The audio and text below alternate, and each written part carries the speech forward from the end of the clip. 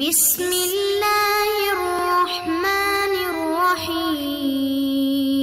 السلام علیکم معزز طلباء کرام، آپ سب کیسے ہیں؟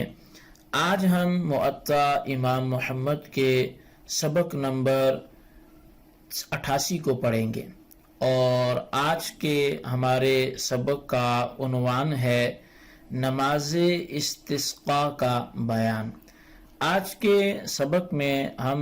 دو اعتبار سے گفتگو کریں گے۔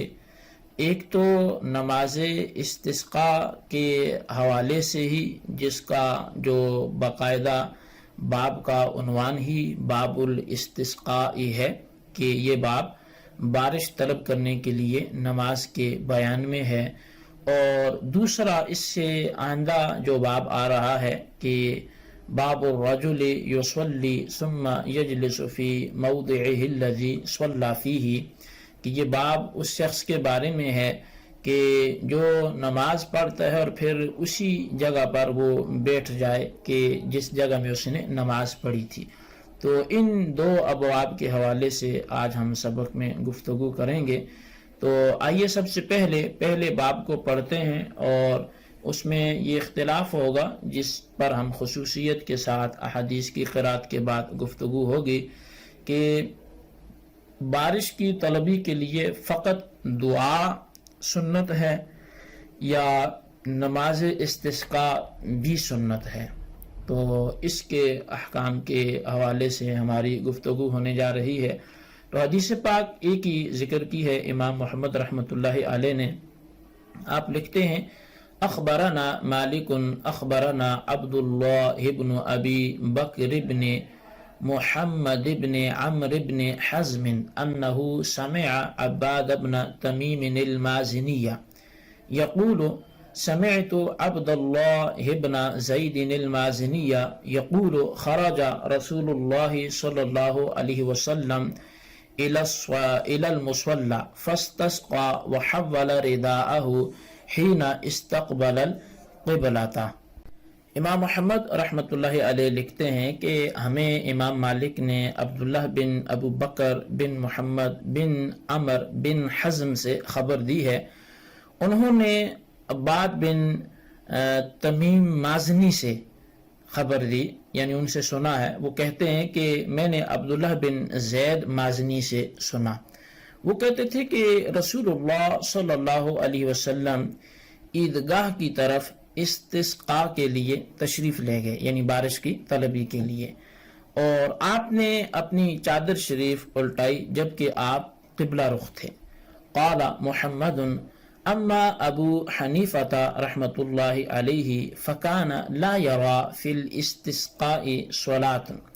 واما فی قولنا فان الامام یصلی بالناس رکعتین ثم يدعو ويحول رداءه فيجعل الأيمن على الأيسر والأيسر على الأيمن ولا يفعل ذلك أحد إلا الإمام۔ امام محمد رحمۃ اللہ علیہ حدیث پاک کے لکھنے کے بعد احناف کا مذہب اس انداز سے بیان کرتے ہیں کہ آپ صاحبین کا مذہب الگ بیان کرتے اور امام اعظم کا جو مذہب ہے وہ الگ بیان کرتے ہیں۔ فرمایا کہ امام اعظم امام ابو حنیفہ رحمۃ اللہ علیہ استسقاء کی نماز کے قائل نہیں ہیں، بلکہ وہ صرف دعا کا کہتے ہیں۔ لیکن ہمارے قول میں یہ ہے کہ امام لوگوں کو 2 رکعت نماز بھی پڑھائے پھر دعا کریں، اور چادر اس طرح الٹائے کہ دائیں طرف بائیں اور بائیں طرف دائیں کر دے۔ یہ کام صرف امام کے لیے ہے، وہی کرے گا۔ اب امام محمد رحمۃ اللہ تعالی علیہ نے اپنے شیخ اور استاذ محترم حضرت امام اعظم امام ابو حنیفہ رضی اللہ تعالیٰ عنہ کا استسقاء کے بارے میں یہ مذہب ذکر فرمایا ہے کہ وہ استسقاء کی نماز باجماعت جو ہے وہ پڑھنے کے حق میں نہیں ہے۔ اس کا مطلب یہ ہے کہ آپ اس کی 2 رکعت نماز باجماعت ادا کرنے کو سنت نہیں سمجھتے، یعنی اس کا یہ مطلب نہیں ہے کہ وہ اگر کوئی نماز استسقاء باجماعت ادا کرے تو اسے وہ حرام سمجھتے ہوں، ایسا نہیں ہے، بلکہ اس کا مطلب یہ ہے کہ وہ اس چیز کو سنت نہیں سمجھتے، لیکن اگر کوئی پڑھ لیتا ہے تو اسے وہ گناہگار بھی نہیں کہتے۔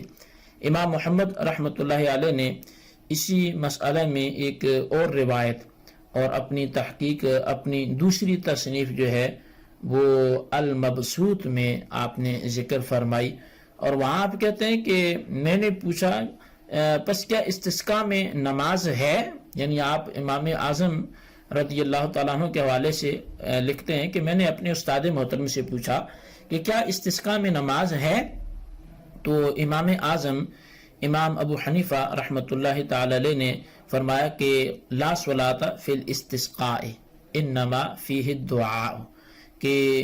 استسقاء میں کوئی نماز نہیں ہے، تو اس میں تو صرف دعا ہے۔ تو پھر آپ فرماتے ہیں کہ میں نے پوچھا کہ کیا اس کے لیے لوگ اکٹھے ہو کر نماز پڑھیں گے اور امام بلند آواز سے قرات کرے گا؟ تو امام اعظم امام ابو حنیفہ رحمۃ اللہ علیہ نے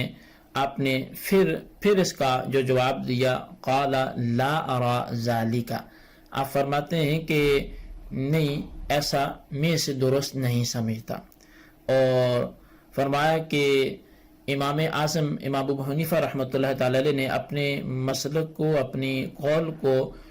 نبی علیہ الصلوۃ والسلام کے فعل سے وہ ثابت کرتے ہوئے فرمایا کہ انما بلغنا عن رسول اللہ صلی اللہ علیہ وسلم انہ خرج،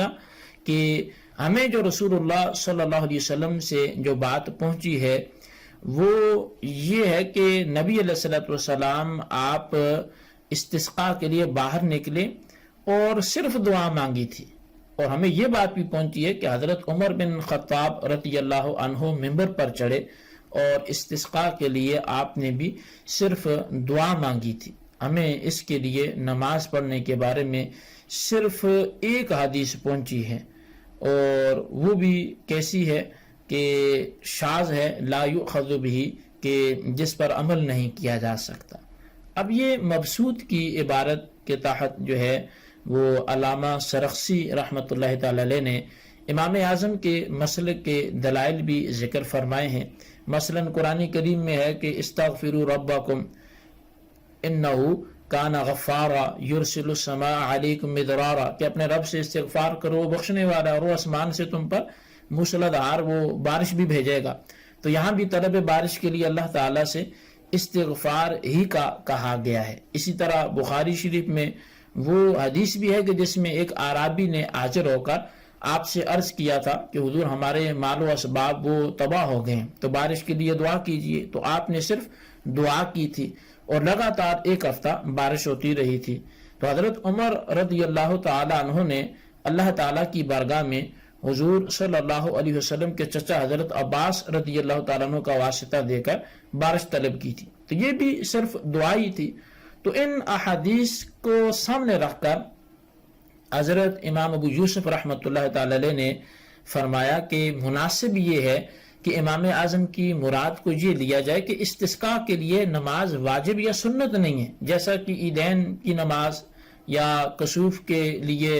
اور یہ کہ امام کو نماز استسقاء پڑھنے یا نہ پڑھنے کا اختیار ہے، صرف اتنا مطلب لیا جائے کہ وَأَنَّ الْإِمَامَ مُخَيَّرٌ بَيْنَ فعلها و ترکها، کہ امام کو اس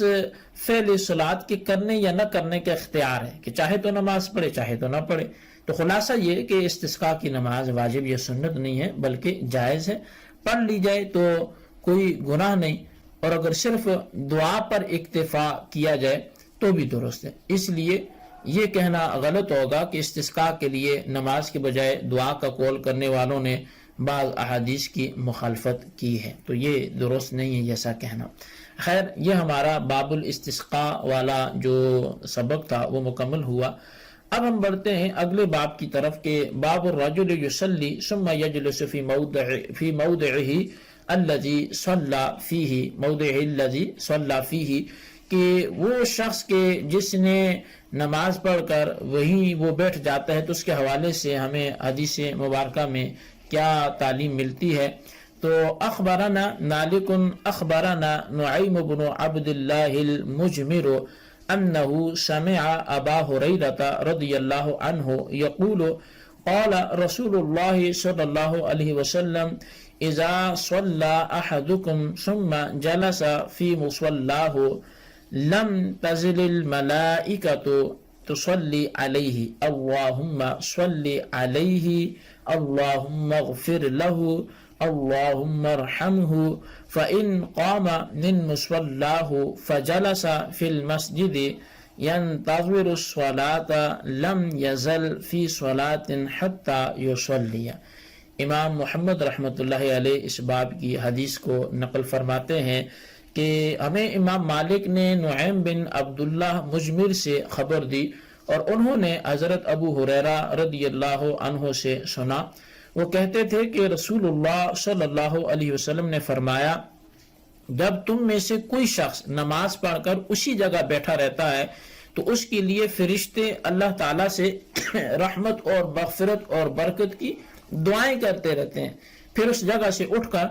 مسجد میں کہیں اور بیٹھا نماز کا انتظار کرتا رہتا ہے تو نماز پڑھنے تک وہ نماز کا ثواب پاتا رہے گا. اب اس حدیث میں دو باتیں وہ بہت زیادہ ہی اجر و ثواب والی ذکر ہوئی ہیں.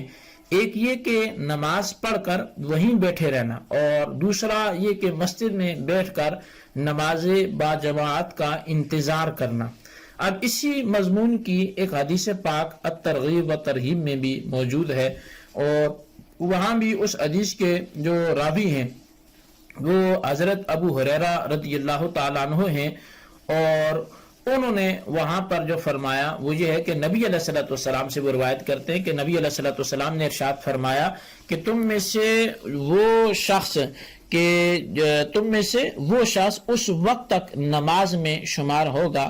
جب تک اسے نماز نے گھر جانے سے روکے رکھا. یعنی نماز باجماعت کے ملنے کی خاطر وہ مسجد میں بیٹھا رہا تو وہ تب تک نماز میں ہی اس کا شمار ہوگا. تو دیکھیں جی کتنا پیاری حدیث ہے. الترغیب و ترہیب کے ان جو الفاظ ہیں یا یہ جو روایت ہے تو اس موضوع پر بہت سی احادیث جو ہے وہ ذکر کی گئی ہیں اس کتاب میں. تو ان کا جو وہ مطالعہ ہے وہ مزید جو ہے ہمارے شوق کو اور ابھار سکتا ہے. موطا امام محمد میں مذکور جو حدیث ہے اس کے تحت جو ہے وہ علامہ عبدالحی لکھنوی نے اس حدیث کے تحت لکھا ہے کہ جو بہت زیادہ گناہگار ہو اور وہ چاہتا ہو کہ اس کے گناہ کسی مشقت کے بغیر معاف ہو جائیں تو اسے نماز پڑھنے کے بعد اسی جگہ بیٹھے رہنے کی عادت بنا لینی چاہیے تاکہ فرشتے اس کے لیے دعائیں مغفرت کریں اور ان کی طلب مغفرت چونکہ وہ مقبول ہی مقبول ہے تو اس اعتبار سے اس کی مغفرت کا سامان ہو جائے گا. تو بہرحال یہ ایک اچھا پہلو ہے کہ نماز کا انتظار کیا جائے. اللہ تبارک و تعالی ہمیں عمل کی توفیق نصیب فرمائے. آمین بجاہ النبی الامین صلی اللہ علیہ وسلم.